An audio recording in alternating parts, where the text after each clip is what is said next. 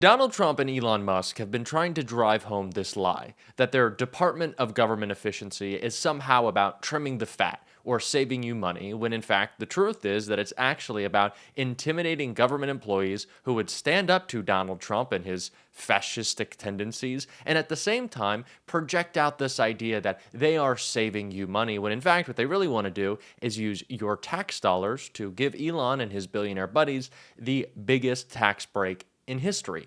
That is what it is all about. It's not about saving you money. And that became abundantly clear tonight at the Super Bowl, when Donald Trump and Elon Musk were humiliated and had to face just how poor of a job that they are doing with their government efficiency. And we are going to get into all of that. But before we do, if I could quickly ask you to leave a like on this video, and if you haven't already and you enjoy our channel, to hit that subscribe button. It goes a long way, and it really does mean a lot to me. Now, before we get into how Donald Trump and Elon Musk were humiliated, I want to hear an update on all of the terrible actions they have been taken that completely oppose this idea in a clip right here from Jen Psaki. Okay, I kind of think that, to some degree, what we are seeing from Donald Trump right now is sort of what we expected. The strange obsessions and the constant bluster and the wild pronouncements, none of that is anything really that new. There was also the talk about taking over Greenland and Canada and the Panama Canal. There was the short-lived trade war with nothing to show for it. There was the decision just yesterday to strip security clearances from people he doesn't like. There was the third-person announcement that he's appointing himself chairman of the Kennedy Center. And I could go on and on and on, but I'm not going to. The point is, if you have been following Donald Trump for the last decade, and many of you I know have been, this is all very much what you might expect from a Trump 2.0. And I guess this continuation of the Trump show is, on some level, what a slight majority of the American people may have voted for. I don't know. But what you may not have bargained for, what they may not have bargained for, and I certainly didn't, is what I'm going to call Musk 1.0. I actually think it's safe to say people were not prepared for the way Trump has basically ceded his power.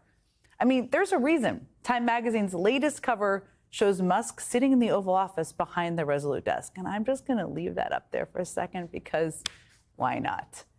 And because over the past few weeks, Elon Musk has elbowed his way into nearly every corner of the government, shuttering agencies, firing employees, gaining access to the sensitive personal data belonging to millions of Americans. In an interview that's going to air later today, Trump said he's not done yet.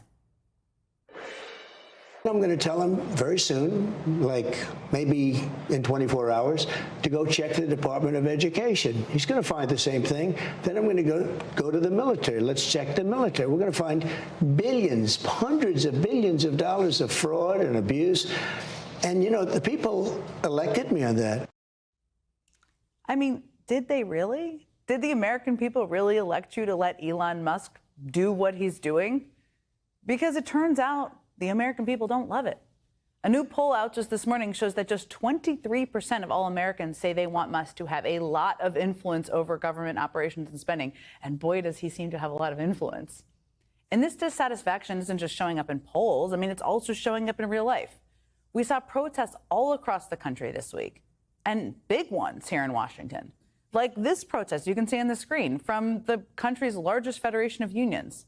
When workers caught wind that Musk planned to show up at the Department of Labor on Wednesday, intending to shut it down, hundreds of people, you can see them there, gathered on the building steps, ready to meet him. Guess what? He never showed up. People are also lighting up the phone lines of congressional offices, many of them fed up with Elon Musk, but what he's doing. Of course they are. Republican Senator Lisa Murkowski said the usual call volume coming into the Senate is about 40 calls a minute. But right now, it's 1,600 calls a minute. Independent Senator Angus King said he's been hearing from constituents constantly about Doge and Musk, and that his office can hardly pick up the phones fast enough. Democratic Senator Tina Smith put it like this: it's a deluge on Doge. This is about corruption. This is about criminality. This is about intimidation. That is what Donald Trump and Elon Musk want to accomplish with the Department of Government Efficiency, going after and intimidating people that they want to leave the government and leave them alone while they break the law to serve themselves for the next 4 years. That is all that it is about. Elon Musk is not some super genius who is doing this out of the goodness of his heart, like Donald Trump said earlier today. He's not actually focused on trimming the fat. And the most blatant example of that came today during the Super Bowl. Right before it happened, we saw a little clip that I'm going to check out and then explain.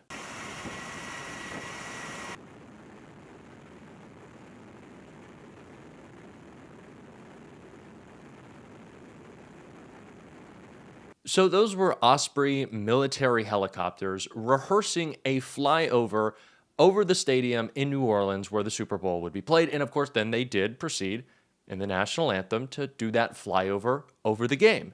Now, we see flyovers all the time at football games, but they're usually in stadiums that don't have domes.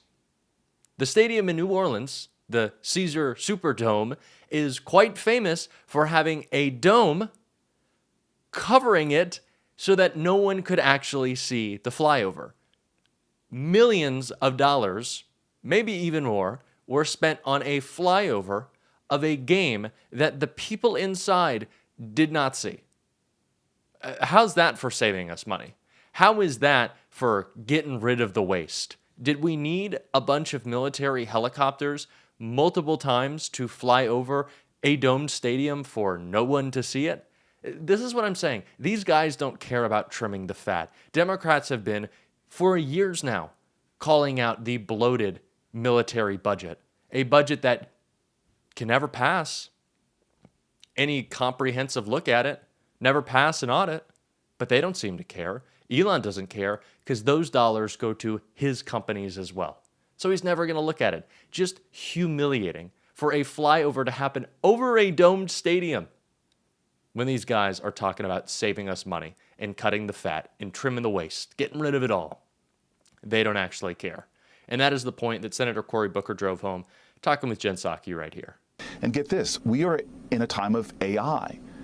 People are saying, oh, it's just read-only. He can still scrape data, get pattern recognition, get predictive analytics, feed it into AI models, and what he can do is simply revolutionary by having access to the information. Its value on the open market, because other contractors would love to have this, is billions of dollars. There's no oversight, there's no checks, there's no transparency to what he's doing, and you hear crickets from Republicans. You hear silence. And so this is offensive to Americans. This is violative of values we hold sacrosanct, like our private personal information should not be for a very conflicted contractor. So this is one of these things that to me is astonishing. And we're going to continue to fight him in court because I think he is violating privacy, violating the law by having access to this kind of sensitive data. And it's something that we all as Americans should be shouting down and stopping. No question about it. And thank you for outlining exactly how it will impact people, because this is not just something that's happening within the walls of Washington. This is going to impact millions of people across the country. You just mentioned the fight in the courts, and there has been certainly some successes in pushing back on Musk in the courts. Over the weekend, there has been a couple of actions, but he tweeted last night or retweeted a message last night suggesting he should defy court orders. The Democrats, you have been very vocal, but the Democrats are in the minority in the Senate. You mentioned the Republicans have been quiet like crickets. What happens if he defies it? Well, then we really do have a constitutional crisis. It's where our separations of powers, our checks and balances, that he starts more and more, we're seeing this, wanting to be autocratic or dictatorial. We see this in other countries when a executive power starts to overreach their authority, and he is, by the way, doing things that are spelled out as Congress's duties. And then when the courts stop him, how we've settled things from the Reagan administration to the Obama administration, to defy court orders brings about a constitutional crisis.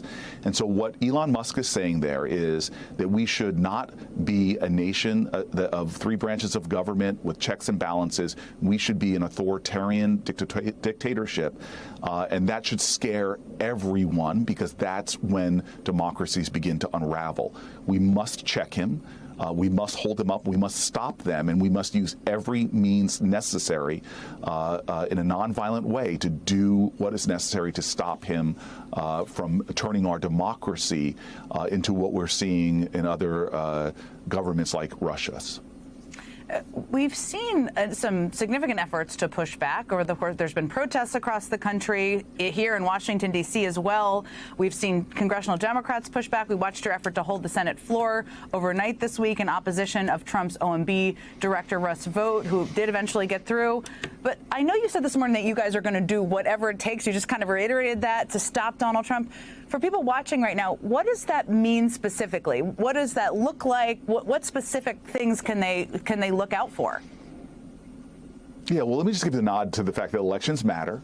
You know, if we had picked up one more Senate seat, for example, 20,000 votes in Pennsylvania, we could have stopped Hegseth from being, because remember, 3 Republicans went. So every congressional seat, every Senate seat, people don't think it at the time. That's the time where we really need people leaning in, because the consequences for that we're seeing right now. We do not control the House, and we're in a minority in the Senate, and we don't control the White House. That gives them tremendous power, even within the bounds of how our democracy is supposed to work. But that does not mean we are powerless, that we don't have agency. Democrats are going to fight in 4 ways. One is in the courts. We've discussed that already. Over 42 cases have been filed. We've won over a dozen of them already, and we're going to continue to fight him in the courts. The next 2 ways are legislatively and using our oversight power.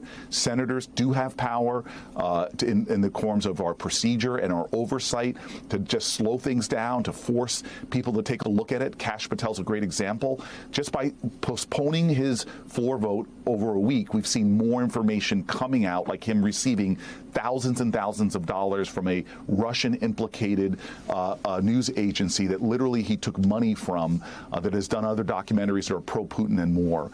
And so that's very important for us to be able to slow things down, get a deeper look, to be able to provide oversight. But the last thing that we have to do, the 4th bucket, that's not only something that we have an obligation to do, but every American does, is to shine a light, to elevate, to communicate, to talk about what's going. I am very happy this last week that Democratic senators have had millions of more engagement with their content online, that it's exposing what the Trump administration is doing. And why do I know this works? Well, the collective voice of outrage during his first administration stopped him from pulling down the Affordable Care Act and people's health care, people with pre-existing conditions and others. And I know it works this time because just 2 weeks ago, when Donald Trump froze federal spending to programs like ones that give funding for our police officers and our firefighters, or suicide prevention hotlines, or feeding programs for our elderly, there was such a public outrage and so much content was elevated online that the Trump administration stopped in their tracks, and then the law kicked in and we were able to get an injunction against him doing that. All of the buckets of our work in coordination to be a bulwark against what he's going to do. But I return to where I started.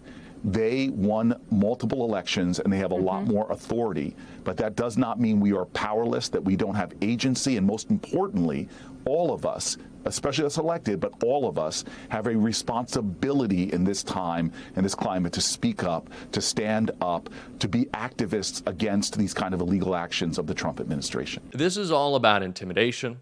This is all about putting on a show. And this is all about distraction from what's real and what's fake.